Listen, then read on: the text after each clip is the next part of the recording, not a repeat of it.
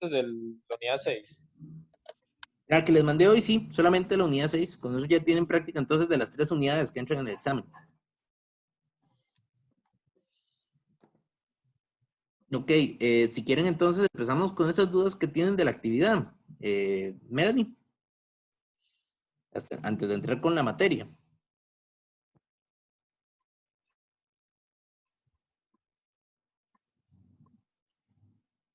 O no sé si algún otro, chicos, tiene dudas con esa parte de la actividad. Yo tenía dudas con respecto a una parte de la práctica. Algo para que usted la desarrolle. Ok, ok.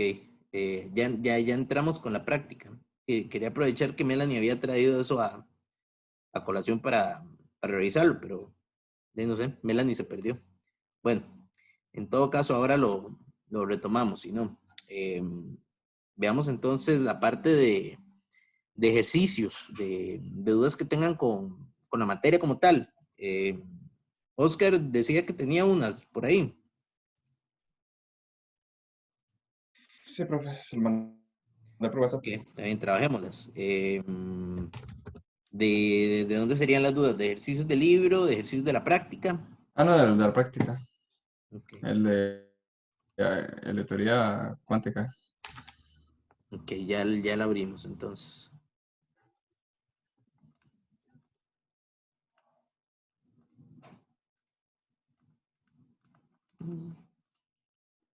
Ya voy a buscar la práctica. Profe, Sí, y cuando termine con los ejercicios de Oscar, podrían hacer como un repaso de la diferencia entre ácidos y bases. Es que me cuesta muchísimo diferenciar cuando no hay hidrógeno o cuando no hay OH. claro, Así, saber si es un ácido. Ok, claro, gracias, perfecto. profe. Eso también lo repasamos entonces.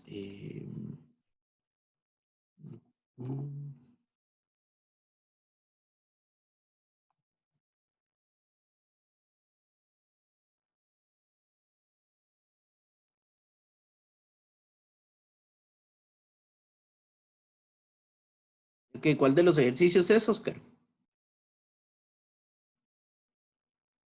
Ya le digo. El, el D y el A. De la práctica de la unidad 5. Ajá. Ah, sí, si usted está fijándose en la práctica, sería la pregunta número 15. Y si se fija en la imagen que yo le envié, entonces sería Ah, ok. los La ejercicios A imagen, y la D. pregunta Sí. 15. Yo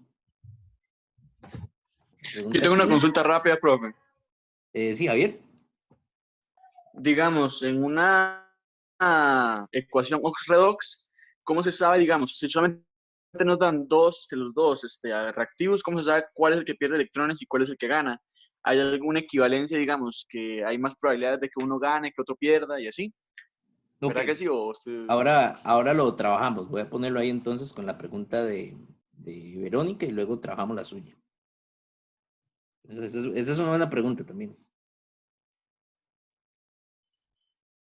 Profe, también tenía una duda que quizás es un poco rara o un poco de primaria. No, Con no hay respecto a dudas, las ¿no? disoluciones, sí, con respecto a las disoluciones acuosas, ¿eso involucra que siempre el agua va a estar involucrada? O son solamente los dos reactivos, digamos? No En las reacciones sé, una acuosas siempre disolución vamos a entre ver por lo menos una especie disuelta en agua. Por lo menos una. Pero sí, tienen que estar por ahí las especies disueltas en agua. Ok, gracias. Ok. Chicos, ahí tenemos esta pregunta. Ahí nos ubicamos en la unidad 5. Esta pregunta es de la práctica, la número 15.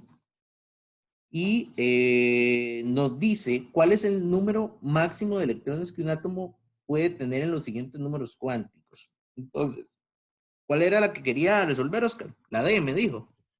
La D.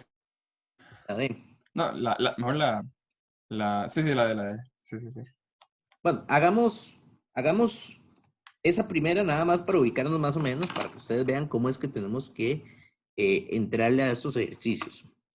Entonces, chicos, la idea es buscar cuál es el número máximo de electrones presentes en un átomo que pueden tener los siguientes números cuánticos. Entonces, de todas las configuraciones electrónicas sabemos que cada electrón diferenciante tiene un número cuántico asociado y ese número cuántico es único. Entonces, no pueden haber dos electrones con los mismos 4 números cuánticos, pero sí hay electrones que pueden compartir 2 o hasta 3 números cuánticos. Entonces, bajo estas condiciones que nos indica el problema, ¿cuántos electrones podemos encontrar con un n de 2 y un ms de más 1/2? Entonces, para que el electrón tenga un n de 2, quiere decir que tiene que encontrarse en el nivel energético 2. Y ahí en el nivel energético 2 tenemos dos tipos de orbitales. Tenemos un orbital 2s y tenemos un orbital 2p. Entonces, hasta ahí tenemos 8 electrones que pueden tener un nivel de N2, ¿verdad? Podemos tener 2 aquí en 2s y podemos tener 6 en total en 2p. Ahora, vamos a reducir un poco las posibilidades. Que además de tener n igual a 2, tengan ms igual a más 1/2. En ese caso, recordemos que aquí para que tengan más 1/2, tiene que tener el spin así hacia arriba. Entonces, este electrón que acabamos de dibujar es una posibilidad. Ya este electrón no, porque tiene el spin hacia abajo, menos 1/2. Y luego podríamos tener este electrón y este electrón. Todos esos electrones tienen spines de más 1/2. Ya estos otros spines, no. Esos van para abajo, menos 1/2.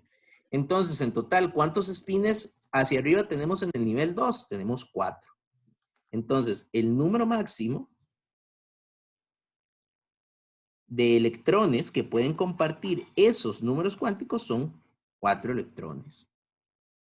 Este primer electrón del 2s y estos 3 primeros electrones del 2p pueden tener estos 2 números cuánticos. Vean que no me preguntan por el número cuántico L o por el ML. Nada más, a partir de esos 2 números, ¿cuántas posibilidades tenemos?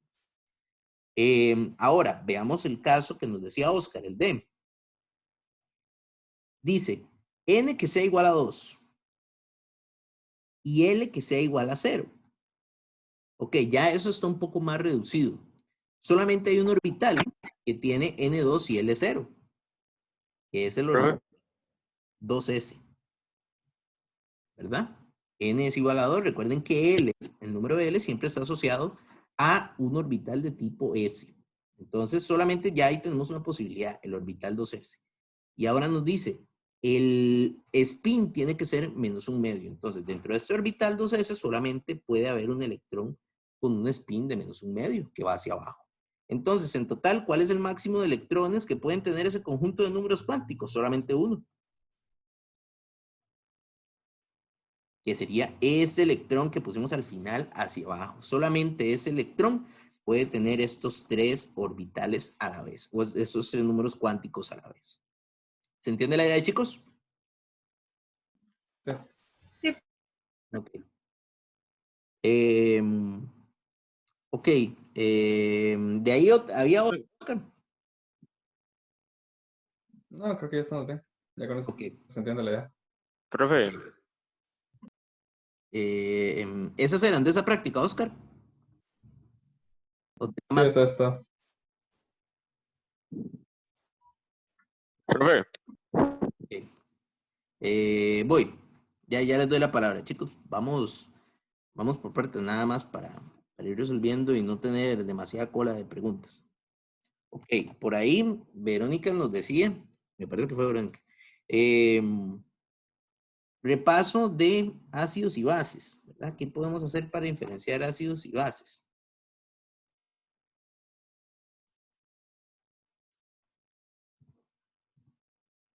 Entonces ahí con los ácidos y las bases,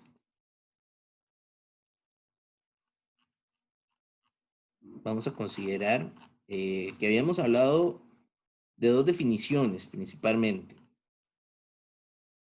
La definición de Arrhenius, que es la más básica, esa definición lo que nos dice es que las especies que al reaccionar con agua forman iones hidronios son ácidos.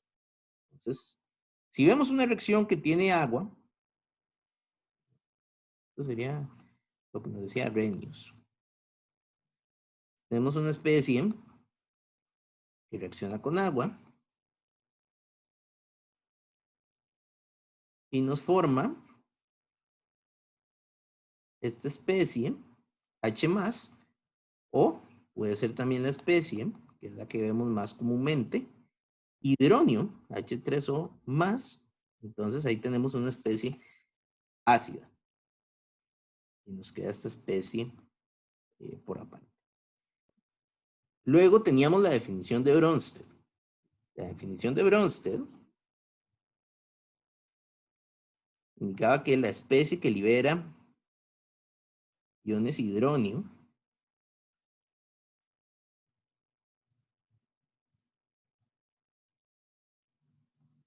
es la especie ácida, y la especie que acepta los iones hidronio es la especie básica. Entonces, es una L, líquido. Entonces, una manera que podemos reconocer los ácidos y las bases es a partir de una reacción química. Si ustedes ven esta reacción química de una especie con agua para formar hidronio, se tratan de ácidos. Igual, si reacciona con agua pero forma OH, es una base. Entonces, ahí tenemos una primera forma de identificar ácidos y bases con la definición de las reacciones químicas. Podemos usar la de Bronsted también. Si vemos que hay especies que ceden átomos de hidrógeno, los liberan, y hay especies que liberan OHs también. Las especies que liberan hidrógeno son ácidos, las especies que liberan OH son bases. Y también la otra definición, utilizando Bronsted también, que podemos ver es, si tenemos una especie como el NH3, que forma después NH4, por ejemplo, y quedan los aniones NO3, por ahí. Aquí vemos una especie que está aceptando un átomo de hidrógeno. Entonces, si acepta un átomo de hidrógeno, la especie es una base. Si libera un átomo de hidrógeno, la especie es un ácido. Entonces, esa es una primera forma de identificar los tipos de ácido a partir de las reacciones químicas.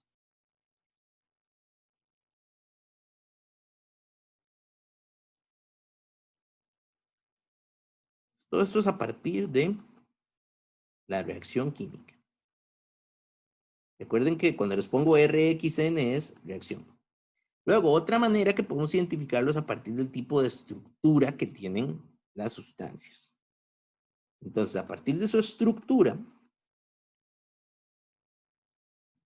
habíamos dicho que tenemos que los ácidos tienen siempre como primer elemento de la fórmula el hidrógeno. Entonces, si vemos especies como HCl, H2S, HNO3, HClO, todas esas especies son ácidos. El hidrógeno es el primer elemento de la fórmula.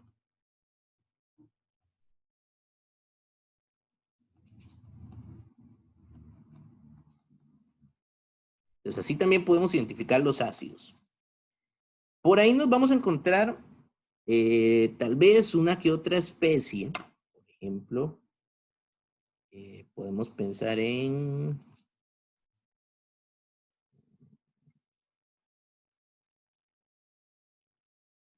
especies que tengan muchos átomos de carbono y de hidrógeno. Por ejemplo, que ustedes vean especies como esta, CH3COOH. Si ustedes ven una especie que tiene muchos átomos de carbono, por ejemplo esta que tiene 2 átomos de carbono, y que esos átomos de carbono no están agrupados, es decir, no estamos escribiendo C2H4O2, ¿verdad? Que sería la misma forma de escribirlo, pero no lo estamos haciendo con una fórmula química, sino con una fórmula desarrollada. Cuando observen estructuras que tienen fórmulas desarrolladas con átomos de carbono y átomos de hidrógeno, de una vez ustedes van a ir ya relacionando con compuestos que son orgánicos. Recuerden que compuestos orgánicos están formados por carbono, hidrógeno, y por ahí aparecen frecuentemente oxígeno, nitrógeno y azufre. Nosotros en el curso de Química 1 nos enfocamos sobre todo en aspectos inorgánicos, no vemos tanto orgánica, pero es bueno que vayan identificando estructuras de una vez. Si ustedes ven una estructura como esa, muchos átomos de carbono, muchos átomos de hidrógeno, se trata de una sustancia orgánica. Resulta que existen los ácidos orgánicos. Entonces, son sustancias orgánicas con características ácidas. Son sustancias que se catalogan como ácidos débiles y nosotros no le vamos a dar demasiado enfoque en el curso, pero se van a encontrar, por ejemplo, una especie como esta que es el ácido acético, que es muy común y la hemos mencionado mucho. ¿Cómo sabemos que esto es un ácido? Vamos a identificar que es un ácido porque aquí tenemos un grupo de hidrógenos, ¿verdad? Este es CH3, y por acá tenemos un hidrógeno aparte. Siempre que nos escriban un hidrógeno separado de los demás hidrógenos, es porque ese hidrógeno tiene algo de especial. Entonces, en este caso, lo que nos indica esta fórmula es que este hidrógeno está solito, es un hidrógeno ácido. Entonces, si la especie atraviesa una reacción donde libera ese hidrógeno, va a formar un anión, que sería este anión, lo llamamos acetato, queda con una carga de -1 porque perdió una carga positiva y va a liberar hidronio. Eso sí, recuerden que esta reacción es una reacción de un ácido débil, entonces tenemos que poner las flechas hacia los dos lados. Entonces, otra manera es en los ácidos orgánicos, cuando nos separan átomos de hidrógeno del resto de los átomos de hidrógeno, quiere decir que esos átomos tienen algo en especial. Entonces, aquí podemos tenerlo, sí, al final de la estructura, pero se trata de un hidrógeno ácido porque está separado del resto de los átomos de hidrógeno. Entonces, ahí tenemos una segunda forma a partir de la estructura. Y siempre van a ser ácidos cuando tengan esta característica. Si nos separan un átomo de hidrógeno al puro final, sí. Sí, van a ser ácidos. Okay.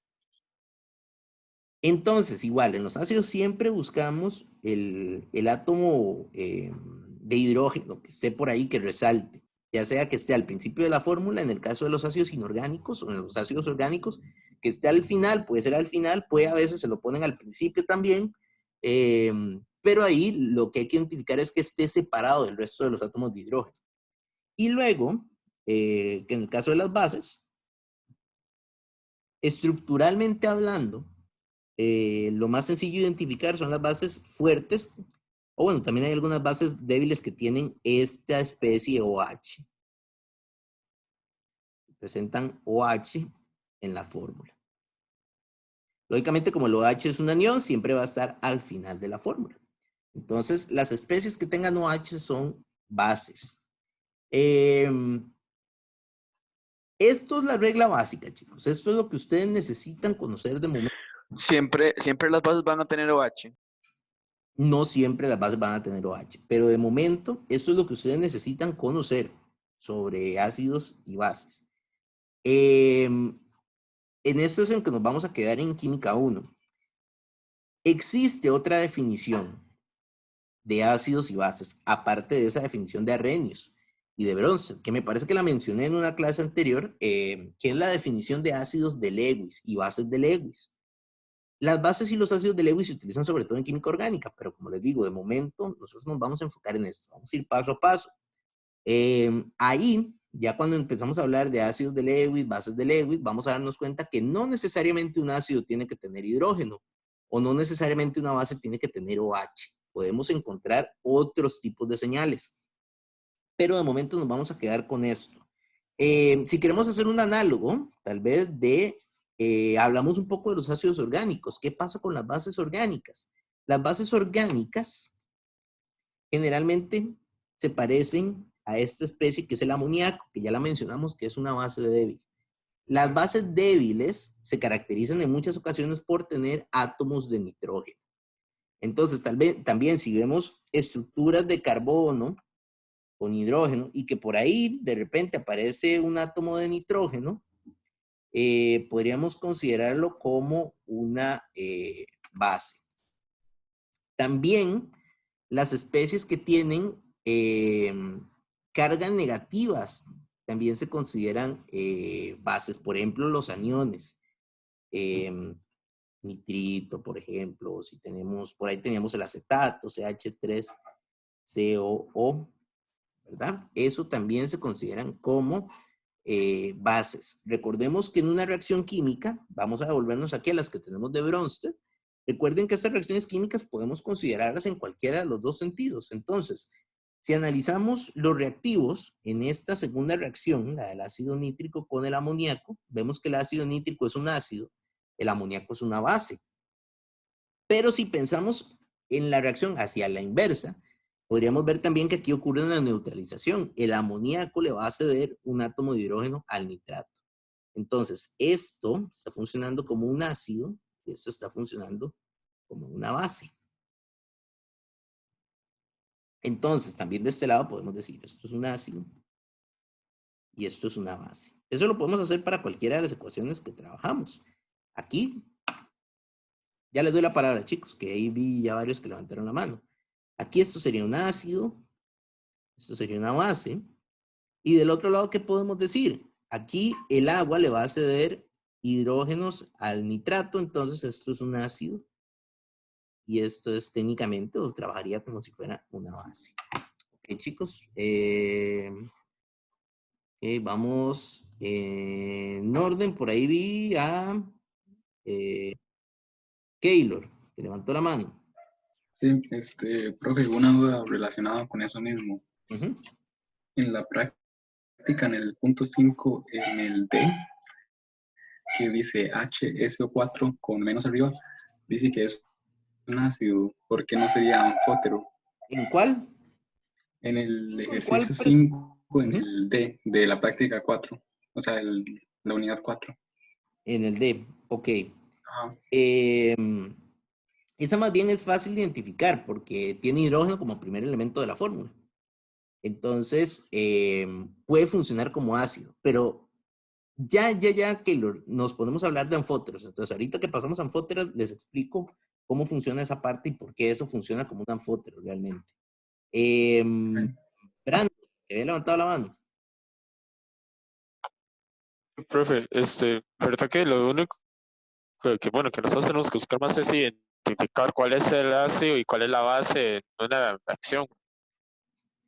Sí, cuál es el ácido y cuál es la base en una ecuación. Exacto. Profe, y no entendí muy bien, o sea, cuando se separa, bueno, cuando se separa, bueno, cuando es una reacción de un ácido con el agua, se llega a más hidrógenos, ¿verdad? Se libera hidrógenos. Se libera hidrógeno. Bueno, si es un ácido, si es una base, lo que libera es hidróxido o el anión hidroxilo. Ok. Oscar, Lo que yo quería preguntar es básicamente si uno podría decir esto, que si uno encuentra amoníaco, entonces podría decir que es una base, pero si uno encuentra amonio, podría decir que es un ácido. exactamente. Hay que tener ese cuidado. Amonio es Ok, y amoníaco es una base. gracias. Entonces, para recapitular un poco todo esto, chicos. Bueno, Brandon volvió a levantar la mano. No, estamos bien. Ok, para recapitular un poco, entonces, chicos, podemos saber si tenemos un ácido o una base a partir de la reacción química.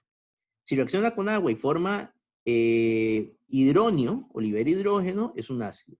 Si libera OH, es una base.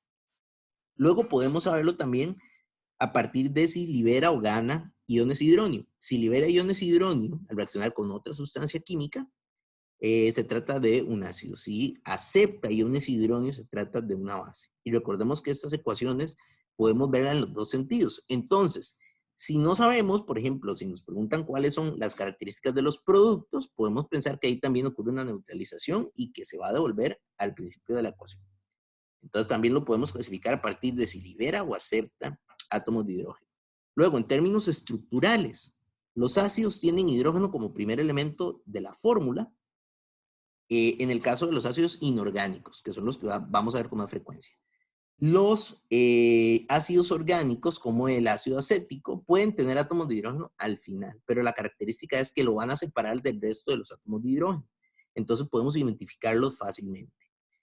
También aquí en ácidos podríamos incluir especies con carga positiva. Dado que las bases se comportan, los aniones se comportan como base, los cationes generalmente se comportan como ácidos también. Entonces, cuando veamos especies con cargas positivas, como por ahí habíamos mencionado también el amoníaco, NH4+, también son especies ácidas. Y las especies básicas tienen grupo OH, En algunos casos, ¿verdad? Pero ya esto es irnos un poco más allá. Como el amoníaco tienen átomos de nitrógeno, o los aniones, por ejemplo, también pueden funcionar como ácidos y bases. Ok, Brandon, volví a levantar la mano. Y, y siempre va a haber, digamos, en los reactivos va a haber un ácido junto con una base y en los productos va a haber un ácido junto con una base. Y no En tiene las que reacciones de identificar cuál es cada uno. neutralización, sí. En las reacciones de neutralización, sí. Pero bueno, los ácidos también reaccionan con otras sustancias, no necesariamente en una reacción de neutralización. Pero en términos generales, para lo que vamos a ver ahora en el curso, en una reacción de neutralización, sí, siempre vamos a tener un ácido y una base, tanto en los reactivos y en los productos. A las especies de los productos se le llaman las especies conjugadas, el ácido conjugado y la base conjugada. Y las especies de los reactivos son el ácido y la base. Pero esos ácidos y bases conjugadas, ustedes lo van a trabajar con más detalle en Química 2. Ok, gracias. Ok. Vamos a ver, alguien más había levantado la mano, me parece. No, estamos bien. Ok, chicos, entonces, por ahí, Verónica, ¿fue usted la que había preguntado sobre esta parte? Sí, profe, es que yo no, cuando estaba haciendo la práctica, lo que más me costaba era diferenciar cuando no tenía hidrógeno o cuando no tenía OH, pero ya con la carga ya es más fácil. Ok, perfecto. Gracias. Ahora, queda un detalle, que era lo que mencionaba Keylor por ahí en la pregunta que hizo. Las sustancias anfóteras. ¿Qué pasa con las sustancias anfóteras? Yo les había mencionado que las sustancias que tienen la capacidad de reaccionar como un ácido o como una base son sustancias anfóteras. Entonces, ahí en los anfóteros, la sustancia más conocida es el agua, que ya la hemos visto en varias reacciones, trabajando como un ácido o como una base. Cuando trabaja como una base, acepta átomos de hidrógeno. Cuando trabaja como un ácido, libera átomos de hidrógeno. A estas alturas del curso, todavía no es de interés que ustedes diferencien completamente una sustancia anfótera o que sepan que se comporta exactamente como un anfótero. Las sustancias que yo les puse en la práctica, que venían unas cuantas que había que clasificar como anfóteros, realmente si ustedes a estas alturas la clasifican como un ácido o como una base, pues las tendrían correctas, porque no nos hemos metido de lleno a trabajar con sustancias anfóteras. Pero ¿cómo podemos identificar que una de las sustancias era un anfótero? Bueno, ahí los anfóteros generalmente van a tener características como, por ejemplo, ¿qué les digo? El bicarbonato, por ejemplo. El anión bicarbonato. HCO3 menos 1. Entonces, ¿qué pasa con una especie como el bicarbonato? El bicarbonato tiene dos características de las que mencionamos en la discusión anterior. Por un lado, tiene átomos de hidrógeno. Entonces, esperaríamos que se comporte como un ácido, que pueda atravesar esta reacción y liberar hidrógeno, ¿verdad? Y sabemos que este anión también es un anión muy común, el anión carbonato, entonces puede trabajar como ácido.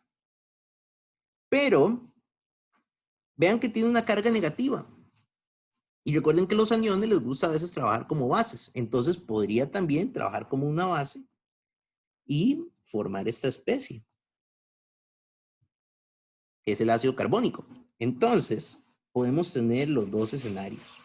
Entonces, ¿cuáles son las especies anfóteras que van a encontrar en esa lista? Las especies que tengan átomos de hidrógeno, pero que también tengan carga negativa. Entonces pueden trabajar como anfótero, como ácido, liberando átomos, o pueden trabajar como base aceptando los átomos de hidrógeno.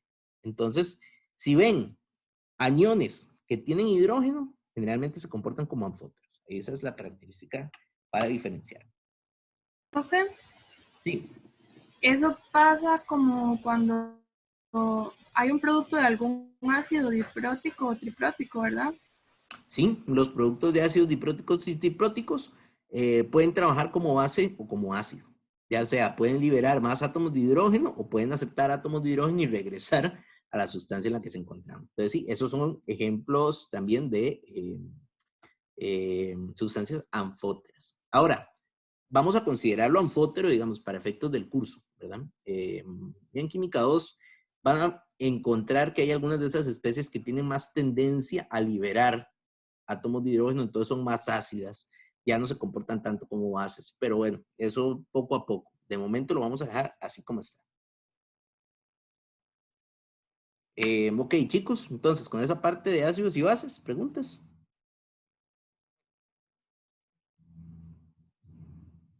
Ok. Juan, que levantó la mano. Entonces, una pregunta. Ujú.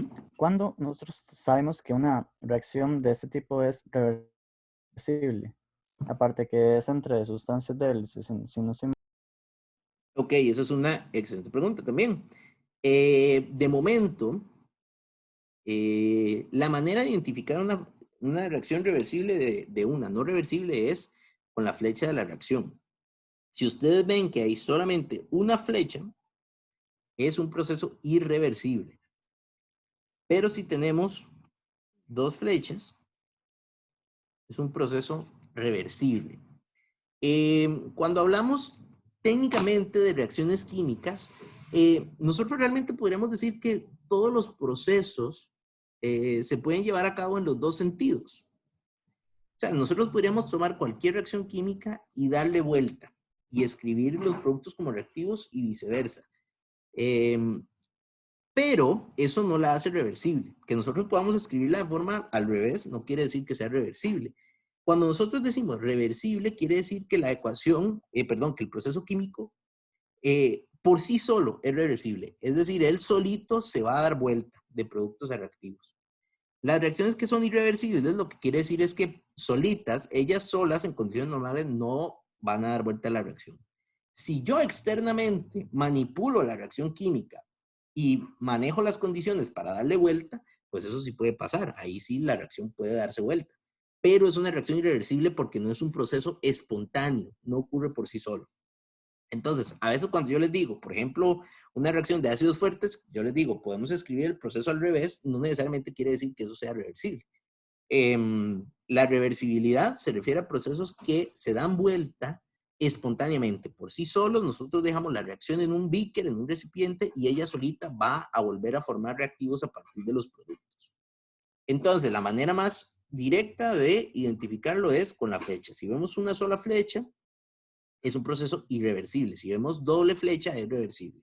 Ahora, si no tenemos las flechas, tenemos que pensar en las especies. Lo único que podemos identificar hasta este punto que sea reversible son procesos que involucren ácidos y bases débiles. Entonces, todo lo demás vamos a tener que considerar que se tratan de reacciones irreversibles. Porque es el único tipo de reacción reversible que hemos visto, las reacciones de ácidos y bases débiles. Más adelante, también ustedes van a ver otros tipos de reacciones reversibles, pero para el curso de Química 1 solamente vamos a considerar reacciones de ácidos y bases débiles.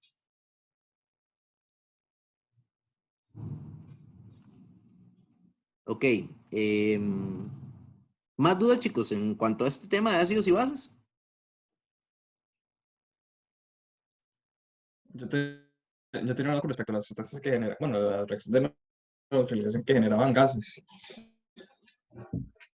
Aquí solamente las sustancias que dan gases sería carbonato, sulfito y sulfuro, si no me equivoco.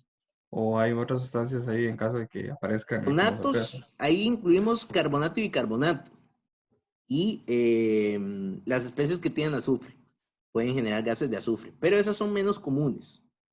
Entonces sí, hay que considerar esas dos. Las especies que tienen carbonatos, que son carbonato y bicarbonato, y las especies que tienen azufre, pero sobre todo el ácido sulfúrico. Los sulfatos es menos frecuente. Las que tienen ácido sulfídrico, esas sí hay que pensar en la posibilidad de formar azufre gaseoso. O especies de azufre gaseoso como dióxido de azufre, trióxido de azufre. Gracias. Ok.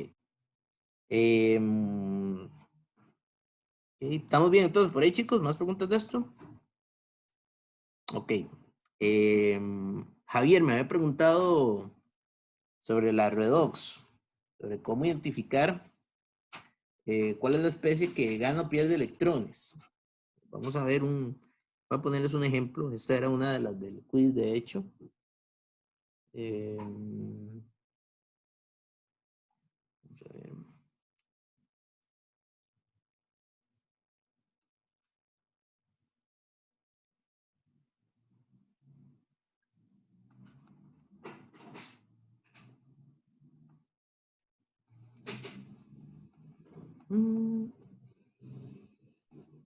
Son 2 y dióxido de carbono. Ok. Entonces, Javier, ahí lo que usted quería saber era cómo identificamos cuál especie se oxida y cuál se reduce. Vamos a ver si aparece Javier. No. Digamos que solamente te den dos especies. Digamos que solamente te den el C2O4 y el MnO4, que no te den los resultados. Ok, a estas alturas todavía no podemos saber si hay un proceso redox si no nos dan los productos. Entonces, para efectos de examen, ustedes necesitan tener los productos. Si no, no podemos saberlo, porque no sabemos en qué especie se van a convertir. Todavía no hemos desarrollado todas las herramientas para poder identificar productos en un proceso como este tipo redox. Para términos o para efectos de examen, chicos, las ecuaciones que ustedes pueden completar, es decir, donde les pueden pedir productos, son las que vimos en la clase pasada. Es decir, todas las de reactividad química, según los diferentes grupos de la tabla periódica. Esas sí se las pueden pedir como productos. Les pueden pedir productos de una combustión, por ejemplo, que ya las hemos visto, productos de una neutralización como las que hemos trabajado en el curso, y de las precipitaciones. También les pueden pedir los productos, que todo eso lo trabajamos en el curso. ¿Qué no trabajamos en el curso? No trabajamos productos de la redox. Entonces, productos de redox no nos van a preguntar. Que si hay un caso, por ejemplo, ¿qué les digo? Una ecuación que si hayamos visto, vamos a ver. Vamos a mencionar, voy a buscarles un ejemplo.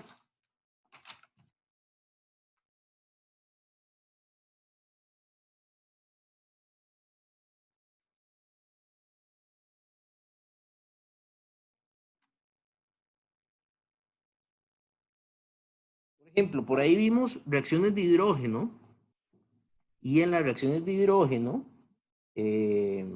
vimos que el hidrógeno puede reaccionar con halógenos, por ejemplo. Igual. Y forma esta especie que es cloruro de hidrógeno. Ojo, chicos, esta especie se llama cloruro de hidrógeno porque se encuentra en estado gaseoso. Recuerden que cuando estas especies que eran hidrácidos las representamos como un gas, lo nombramos con nomenclatura de compuestos iónicos, cloruro de hidrógeno. Entonces, bueno, acá en este caso, sí tenemos una ecuación que ustedes pueden completar porque vimos cuál era el producto de esta reacción. Y si es una ecuación redox, si es una ecuación redox, vean que aquí la especie empieza con estado 0, aquí tiene estado -1 y aquí tiene estado +1. Entonces, bueno, ahí sí yo puedo identificar cuáles son los productos de esa redox. Pero cuando se trata de balance redox en medio ácido, medio básico, me tienen que dar la ecuación completa. No podemos saber exactamente los productos. Bien. ¿Sí iba por ahí la pregunta, Javier? Sí. Ok. Por ahí vi que alguien más me levantó la mano. Shavis. Creo que una pregunta, usted mencionó que se puede, o sea, que nos pueden decir, escriba los productos de una reacción de combustión, ¿cierto? Sí. ¿O no? ¿Eso cómo se hace? Ok. Recuerden cuando vimos capítulo 4, al puro principio de las primeras cosas que vimos en el capítulo 4 fueron los tipos de reacciones químicas. Las clasificaciones de las reacciones químicas. Voy a ver si busco la presentación. Vamos a ver.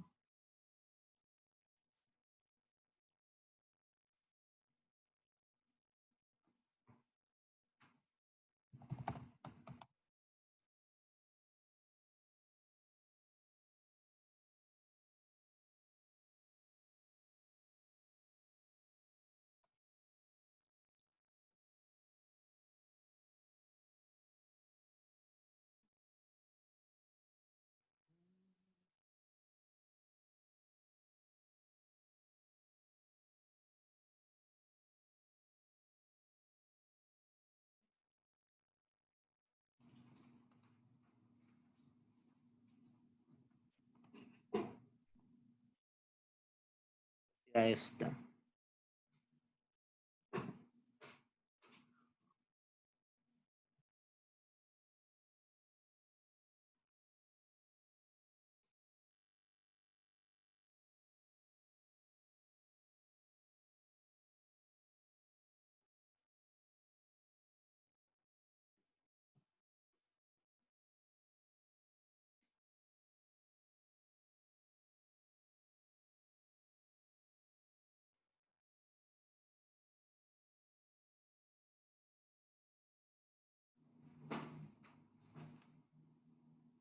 Ok, sí, fue en esta presentación.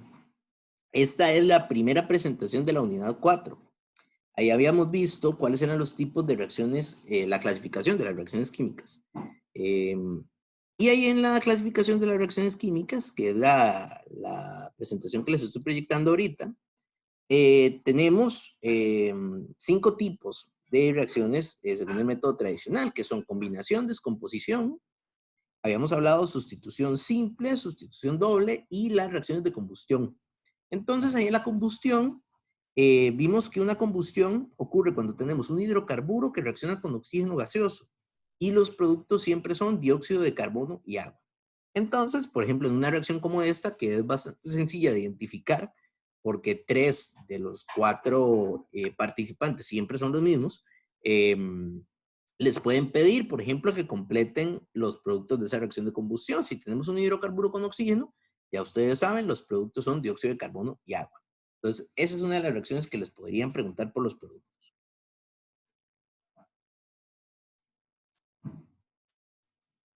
¿Estamos ahí bien, Cheris? Sí, profe. Ok. Gracias. Vamos a ver. Ok. De acuerdo, chicos. Andrei, que levantó la mano, sí. Sí, profe, es que digamos, yo tenía una duda con respecto a una que me salió en el quiz, pero no puedo ver la revisión como tal, pero era una de neutralización, que no me equivoco, pero era con que libera gas, con carbonato. Ajá. Pero no sé, era un poco extraña porque no era como las que usted nos ha explicado. Entonces, no Era, sabe era de marca, era de marca con X. No, creo que era desarrollo. Desarrollo. A mí me salió esa y una Redox. Pero la Redox, sí, no. Era esa la que sí no supe hacerla. Del quiz era la Redox. Sí, pero creo que no era Redox, era como neutralización. Ok, ya creo saber a cuál se refiere. Vamos a ver, voy a buscarla rápidamente, porque sí recuerdo que había una ahí que involucraba gases. Ujú. A ver si recuerdo cuál era.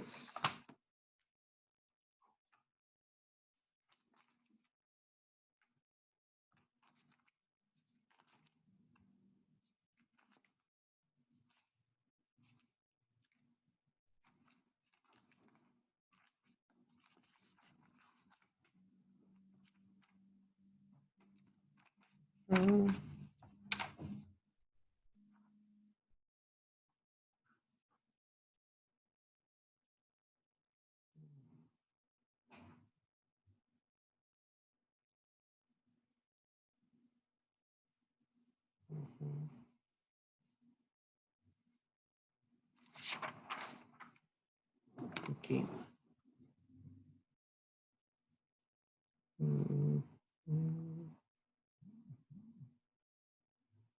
Vamos a ver si encuentro la reacción.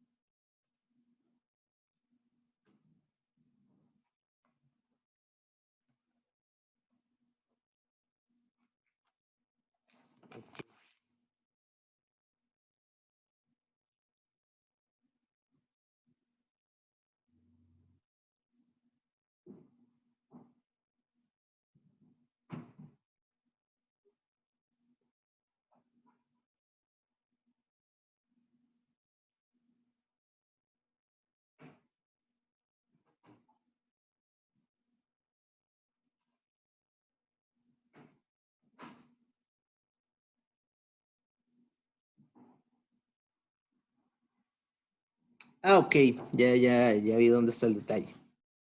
Ok. Ay, la perdí. Aquí está. Ok, el ejemplo de el quiz era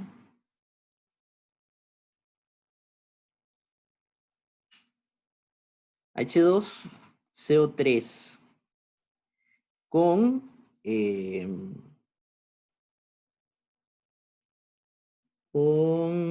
NaOH. Exacto. Ok, ya sé por dónde va el detalle ahí con la confusión. Entonces, Una pregunta. chicos, ¿sí? ¿Quieren me va a preguntar algo? Yo. No sé si me dan algo, pero digamos, cuando el Na se mezcla con, bueno, se mezcla con el CO3, que es el carbonato, no se genera, no se genera el gas, ¿verdad? Solamente se genera el gas cuando es con hidrógeno, ¿o me equivoco? No sé si me No, explico. lo que ocurre es esto.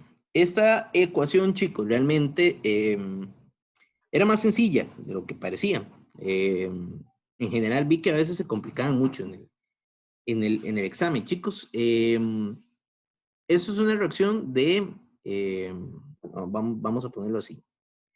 Las reacciones, bueno, sí. Esto es una reacción de neutralización tradicional. Hidróxido se topa con el hidrógeno, forma agua, y lo que nos queda de por medio es esta especie de carbonato, que recuerden que tiene un estado de -2, sodio tiene un estado de +1, entonces se forma el carbonato de sodio. Ahí hay que tener cuidado, chicos, porque varias gente se le olvidaba poner este 2, ¿verdad? Entonces, realicen siempre el intercambio de las cargas. El ejercicio lo hacen en una esquinita para no equivocarse en ese aspecto. Entonces, realmente esta ecuación, esta reacción, nos podía llevar a pensar que se generaba un gas, porque teníamos aquí CO3, pero realmente en esta reacción no se generaban gases. Una ecuación de neutralización normal, porque teníamos un ácido y una base. ¿Cuáles fueron los escenarios que nosotros vimos donde se generan gases?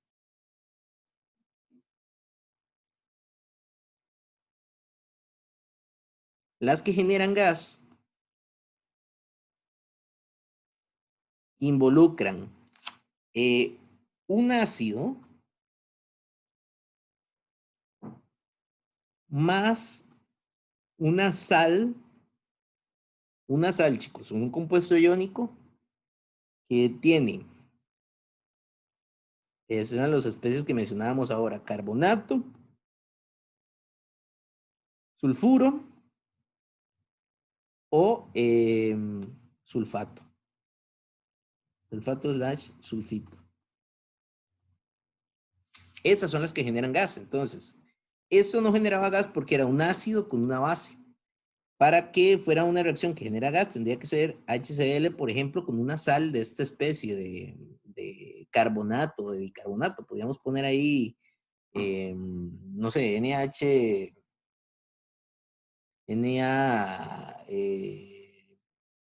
NaHCO3, por ejemplo. Y eso entonces iba a formar la sal NaCl, forma el agua y forma el CO2. Ahí sí.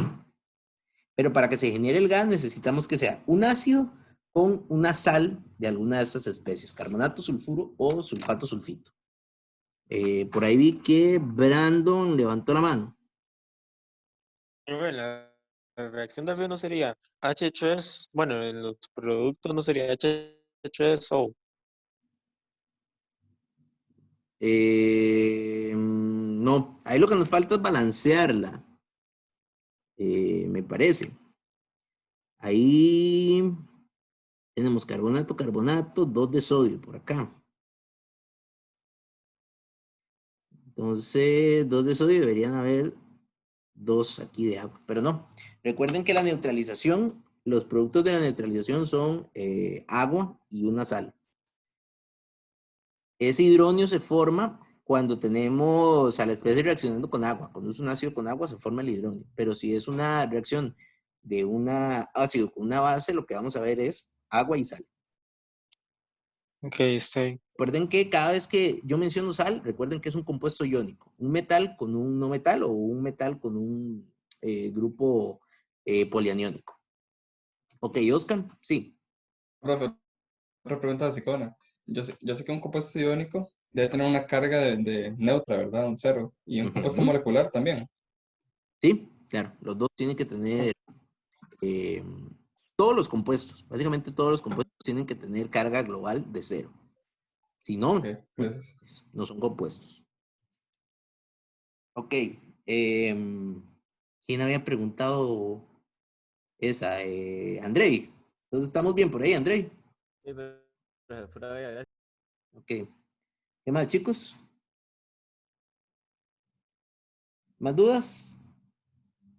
Creo que yo tenía una duda con respecto a la parte de decirme qué son las propiedades de los elementos. O las propiedades, sí. Creo que ese se llama el tema. Ok. Lo que vimos la semana pasada, radio atómico, energía Propiedades ionizante, todo eso. periódicas. Propiedades periódicas, eso es. Tiene una duda con respecto si es un compuesto. Digamos, yo puedo saber las propiedades periódicas de los átomos, de los elementos en sí, pero de un compuesto, ¿cómo lo puedo Compuesto, no. determinar? No, de un compuesto no podemos sacar propiedades periódicas. Las propiedades periódicas son exclusivas de elementos. Entonces, no podemos hablar de la energía de ionización de un dióxido de carbono o la energía de ionización de un metano, porque no son elementos, son compuestos. Entonces, propiedades periódicas son exclusivas de los elementos. Nos ayudan a entender cómo se forman los compuestos, pero no podemos hablar de las características de los compuestos en términos de propiedades periódicas, solamente de elementos. Ok, pero yo no podría asumir, digamos, no sé, un ejemplo, ¿verdad? No estudio mucho esto, un batazo. No sé, el oxígeno tiene una gran afinidad electrónica. Entonces, eso ayuda al dióxido de carbono a, no sé, a poder recibir elementos, No. electrones. No, eso no lo podemos asumir. Hay otros conceptos que podemos discutir ahí, pero no necesariamente es propiedades periódicas. Pero sí, solamente para los elementos. ¿Qué es tal vez lo único que ustedes se podrían encontrar que pueden saber de un compuesto a partir de las propiedades periódicas? Cosas relacionadas con tamaño de radio atómico, por ejemplo, yo les podría poner estas especies.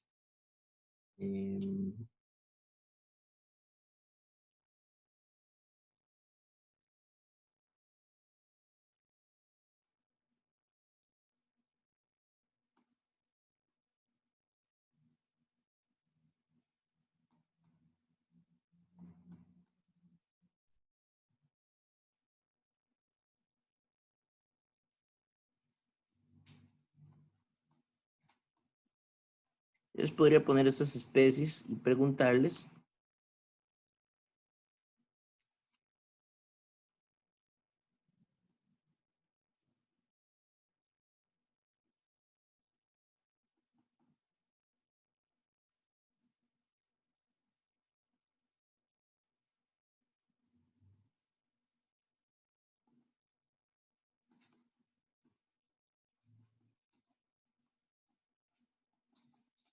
Por ejemplo, algo así.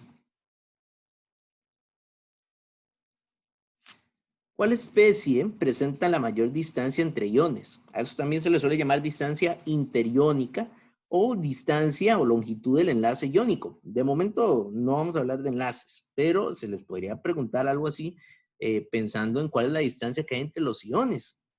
Entonces, ¿cómo podemos saber cuál de estas especies presenta la mayor distancia entre iones? Bueno, lo que tendríamos que buscar son cuáles son las especies, perdón, aquí vamos a poner menor, no mayor. ¿Cuál tiene la menor distancia entre especies?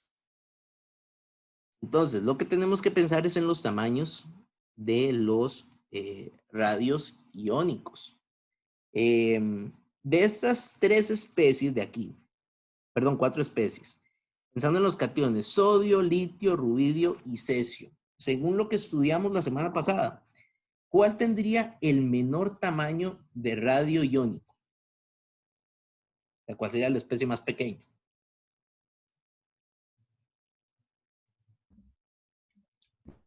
Me suena que es el litio. Bueno, el fluoruro de litio. Dicen litio por ahí. ¿Alguien más, chicos?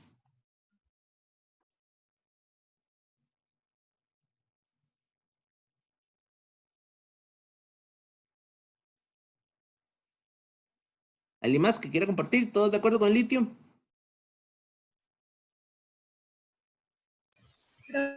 Profe, ¿en qué fue lo que dijo que había que fijarse para responder a esa pregunta? En el tamaño de los radios iónicos. Entonces, ahí vamos a ver primero los tamaños de los radios de los cationes. Lo que les estaba preguntando es, entre sodio, litio, rubidio y cesio, ¿cuál tiene el radio iónico más pequeño? Es decir, ¿cuál es la especie más pequeña? Sí, creo que es el litio. Creo que sí. Ok, recordemos, tamaño de radio va hacia arriba y hacia la, bueno, para ustedes hacia arriba y hacia la derecha. Entonces, en ese grupo, sí, la especie más pequeña sería litio. Ahora, litio es la más pequeña. Y de los aniones, ¿cuál sería la especie más pequeña?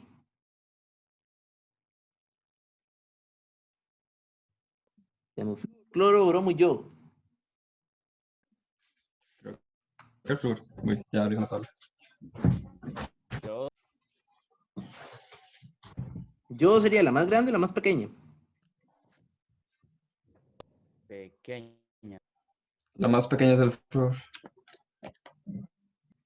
¿Qué más? ¿Qué dicen los demás? Por ahí tenemos yodo o cloro, mencionaron. ¿Qué más? Crece hacia arriba y hacia la derecha, ¿no? Crece hacia arriba y hacia la derecha. Entonces, sí, No, perdón, al revés, al revés. Se hace más Sí, no. hacia arriba y hacia la derecha. por eso. Ah, bueno, crece hacia arriba a la derecha. Así más. Decrece, Sí, crece. Más bien, las especies más grandes están abajo. Ok, entonces es el flúor. El flúor sería la especie más pequeña.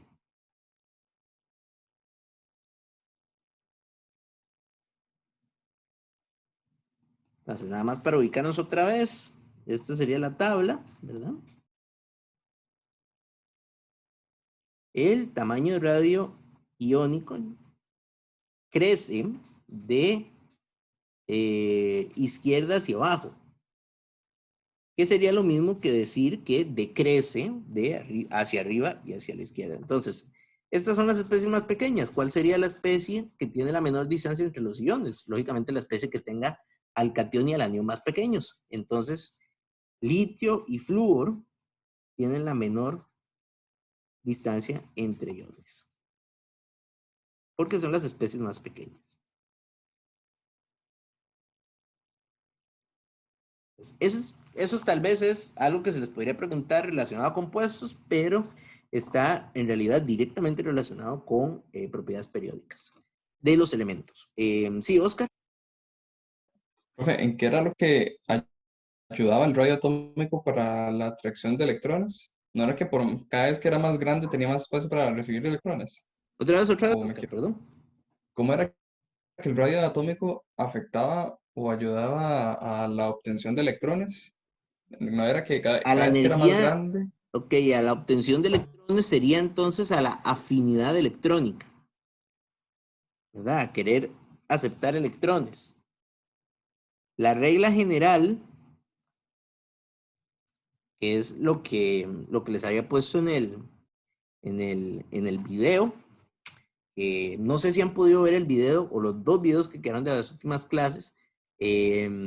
ahí yo les comenté en el grupo que había tratado de volver a grabar la parte de afinidad electrónica para que quedara un poco más claro. Entonces, ahí la tendencia, recordemos que no podemos decir que hay una tendencia general en la tabla periódica. Entonces, lo que podemos decir para afinidad electrónica, en términos muy generales, es que menor tamaño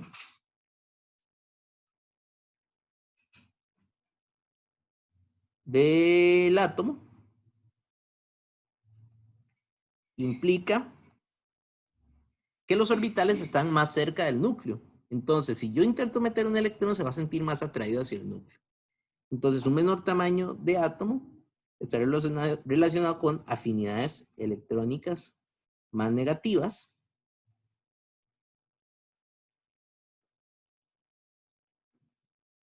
Y por lo tanto, la especie es, recuerden, entre más negativo, más afín o más propenso a recibir un electrón.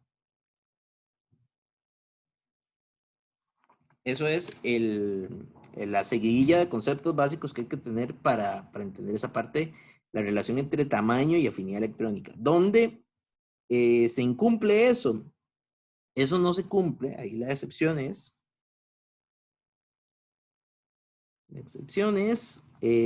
grupo 2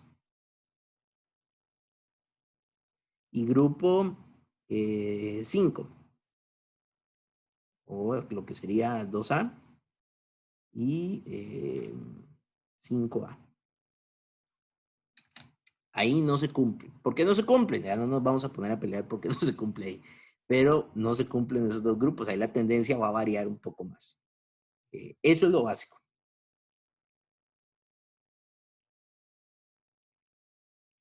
Ok, ¿más preguntas, chicos? Profe, respecto a la práctica de la unidad 4, los problemas del final, ¿sí van a salir de esos en el examen? Vamos a ver. Práctica 4 al final. Los problemas eran.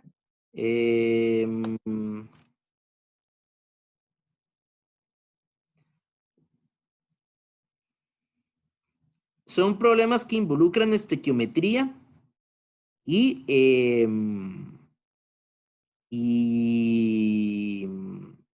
reacciones en disolución acuosa. Pues puede que les salgan, es posible que les salgan, pero tal vez no tan pesados como esos que vienen ahí en la práctica. Entonces, para que tengan un poquito más de fogueo, pero tal vez vienen cosillas un poco más sencillas, no tanto enfocado a la parte de estequiometría, que eso era el examen pasado. ¿Y podría ser alguno de los profes que realmente no los entendí muy bien? Ok.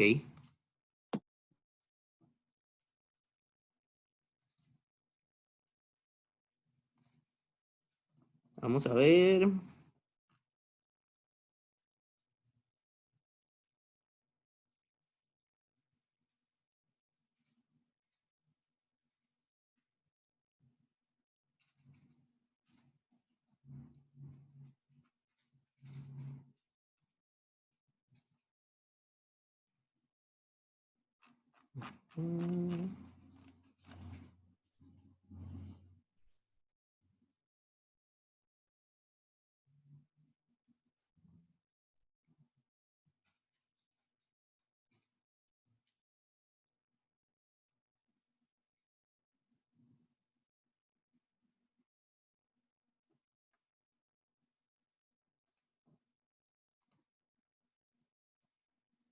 A ver este.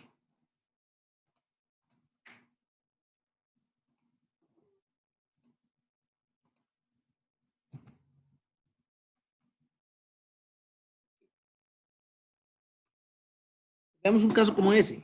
Ahí dice, se colocaron 2.50 gramos de una barra de zinc en disolución de nitrato de plata. Aquí se forma plata metálica sobre la superficie de la barra. Después de cierto tiempo, la barra se sacó de la disolución, se secó y se pesó. Si la masa de la barra fue 3.37 gramos, vamos a calcular cuál es la masa de plata y de zinc metálicos presentes. Entonces, como les decía, esos últimos problemas de esa práctica es una combinación de estequiometría con reacciones en disolución acuosa.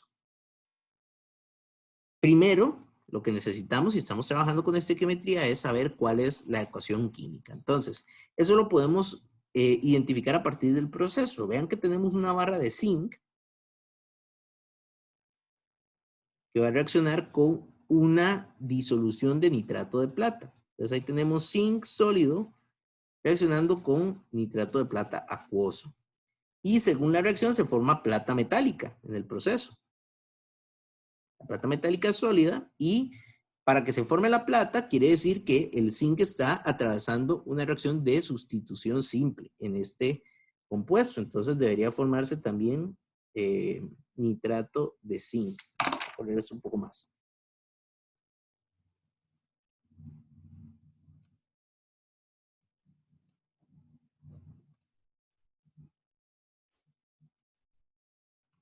Ok. Nitrato de zinc y recordemos que el zinc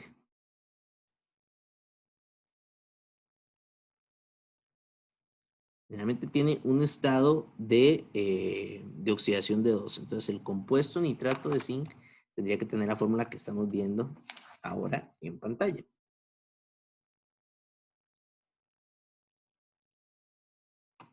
De acuerdo. Ahora tenemos que revisar a ver si la ecuación está balanceada.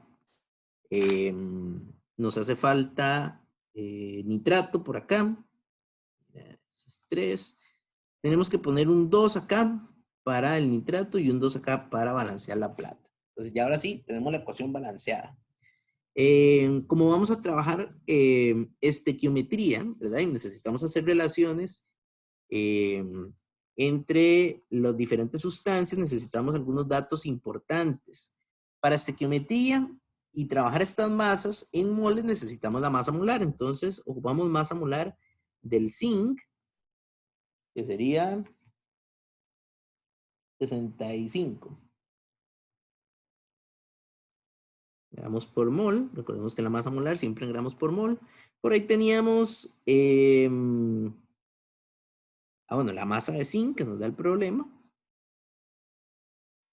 es 2.50 gramos.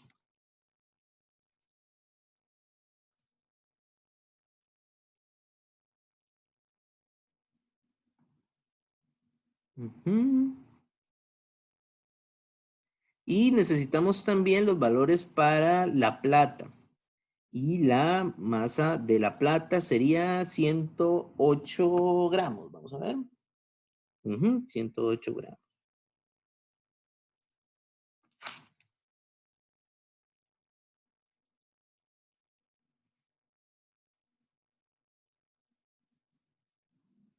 Gramos por mol.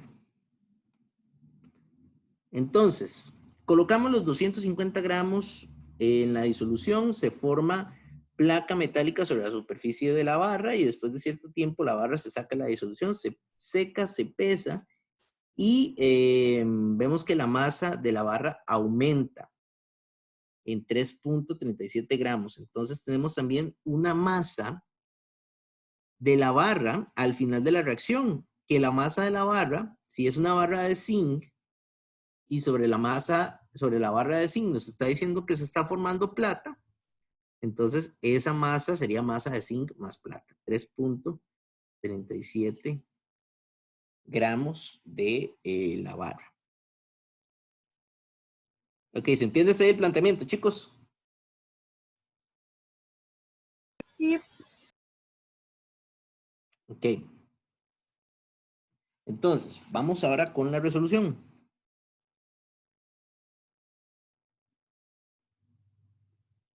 El detalle es este, chicos. Realmente, lo que queremos saber es cuánta plata se formó en el proceso, ¿verdad? Para poder entonces considerar a partir de acá qué es lo que está ocurriendo. Entonces, Ujú.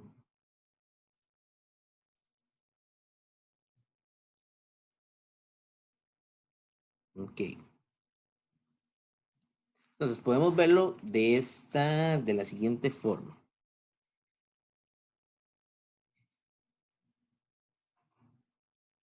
Necesitamos saber cuánta masa de zinc fue la que reaccionó para saber cuánta plata se formó.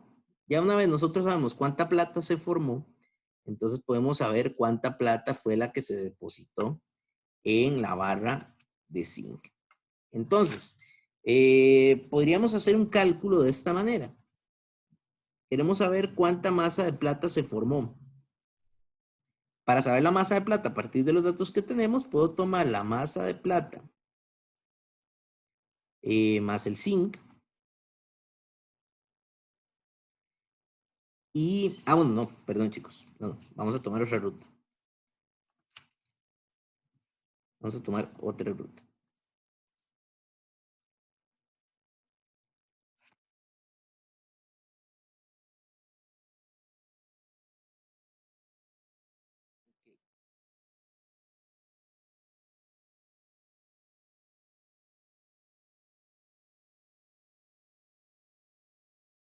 Necesitamos saber cuánta masa de plata fue lo que se formó. Ahora sí. Pero no podemos saber directamente cuánta plata es la que se está formando en el proceso, porque aquí en esta masa de plata y de zinc tenemos plata que se está formando, pero también tenemos zinc que se está convirtiendo en plata. Entonces tenemos ahí que tener cuidado con este proceso.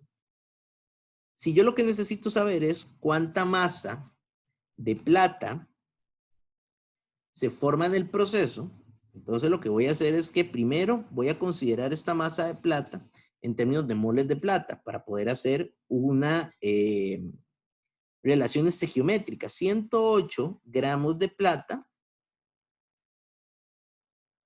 hay en un mol de plata. Con este primer factor de conversión convertimos masas a moles.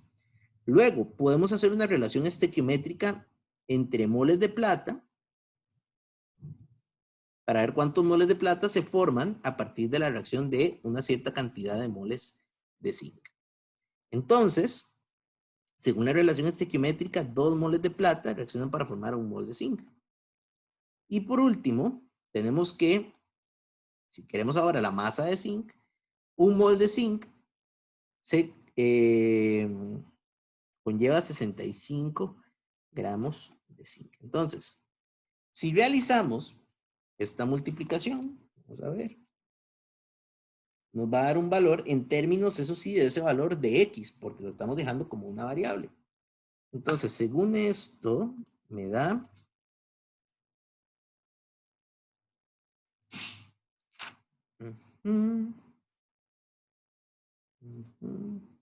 entre 107 son 100, 0.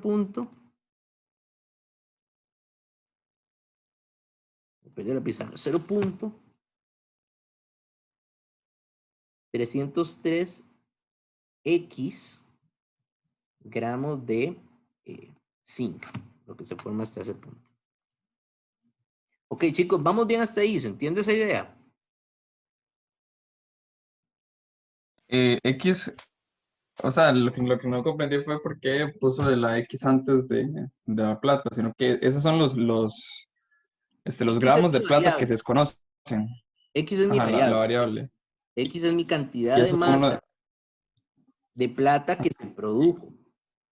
Lo que pasa es que esto se produjo porque no sé cuánto zinc reaccionó. Entonces, estamos haciendo primeramente una relación de cuánta plata se produjo a partir de cuánto zinc reaccionó. Ya sabemos ahora cuánto zinc reaccionó. Esa cantidad, 0.303X, es la cantidad de zinc que reaccionó. ¿Se entiende mejor la idea? Sí, gracias. Ok, yo quiero que entiendan por qué es que no podemos simplemente tomar esta masa de zinc más plata y restarle la masa de zinc. O sea, decimos, ¿por qué no podemos hacer eso? Bueno, lo que pasa es que esta masa de zinc no se mantiene inalterada. Es decir, este zinc va a reaccionar y me va a generar plata. Entonces, si yo resto 3.37 menos 2.50, voy a tener un valor equivocado, porque la barra de zinc ya no tiene una masa de 2.50 gramos de zinc. Ahora tiene una masa distinta de zinc, va a tener menos masa de zinc, porque parte de ese zinc se convirtió en plata. Entonces, por eso es que no puedo hacer esta resta directa. Ahora, ya establecimos que este valor que me queda acá son los gramos de zinc que reaccionaron.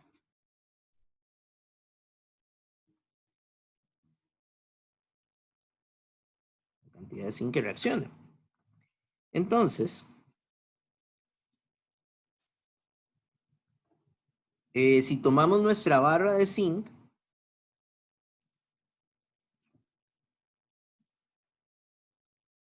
la masa que queda de zinc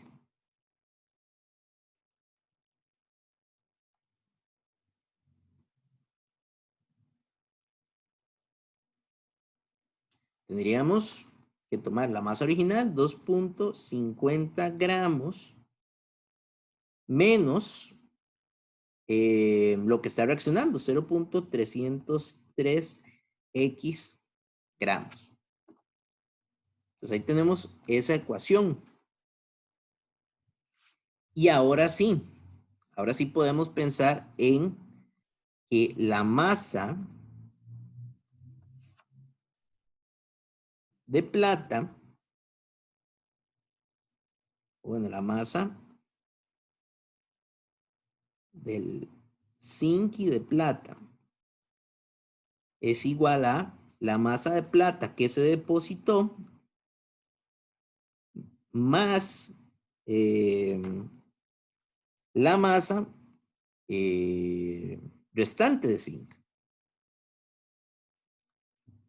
¿verdad? Lo que queda en la barra después de la reacción más lo que se depositó.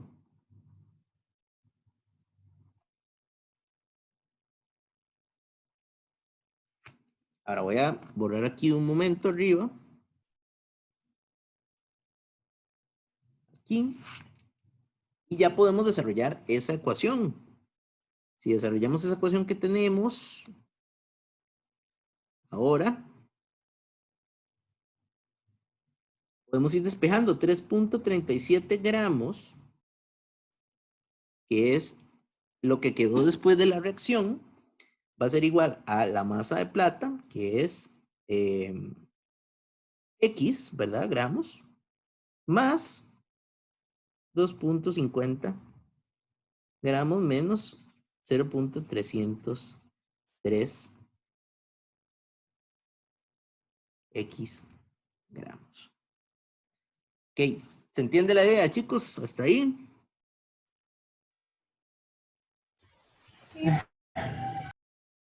Ok, entonces lo que nos queda es hacer un despeje.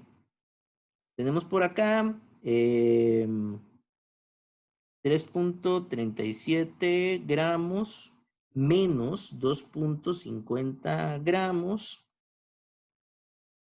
es igual a X menos 0.303 X, y al despejar X sería 3.37 gramos menos 2.50 gramos dividido entre 1 menos 303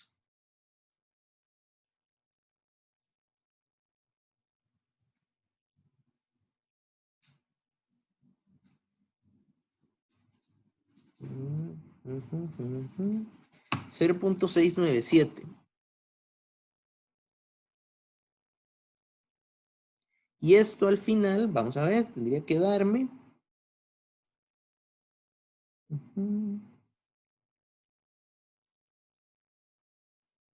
1.25 gramos.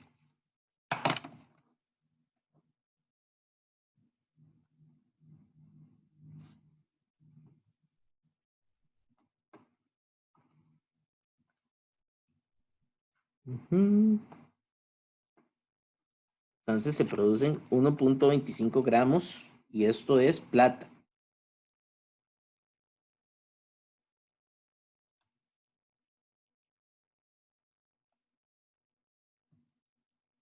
¿Qué nos queda? Por ahí el problema nos pide, ya con esto calculamos la masa de plata que se generó. Nos piden también cuánto zinc quedó después de la reacción. Entonces retomamos la ecuación que teníamos por ahí escrita, que era masa restante de zinc. Sería 2.50 gramos menos 0.303 y ahora multiplicado por 1.25.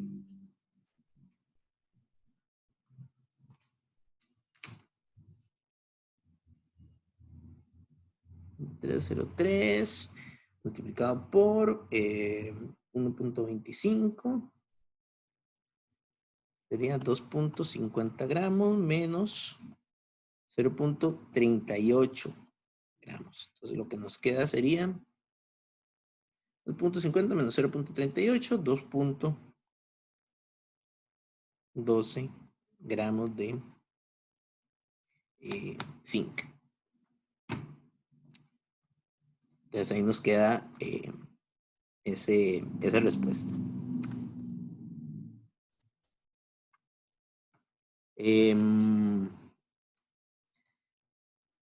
¿Quién ha hecho la pregunta? ¿Mariana o Verónica? No recuerdo. Verónica. Pero, ok.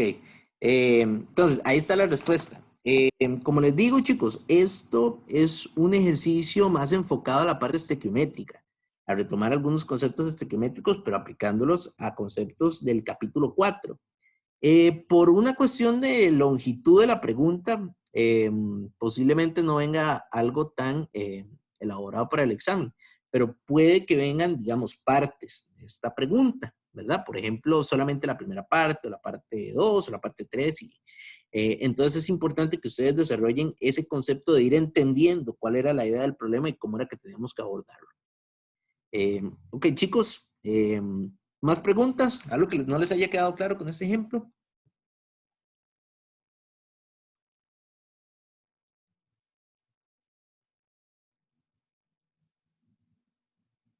Ok, ¿más dudas, chicos?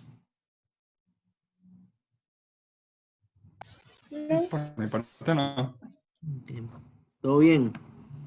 Ok, bueno. Igual de momento, chicos, ustedes saben que antes del jueves todavía podemos, si alguno tiene dudas y quiere aprovechar las horas de atención, me ponen un mensaje, me ponen un correo y podemos coordinar un espacio para conectarnos y resolver dudas que todavía tuvieran de camino. Realmente son las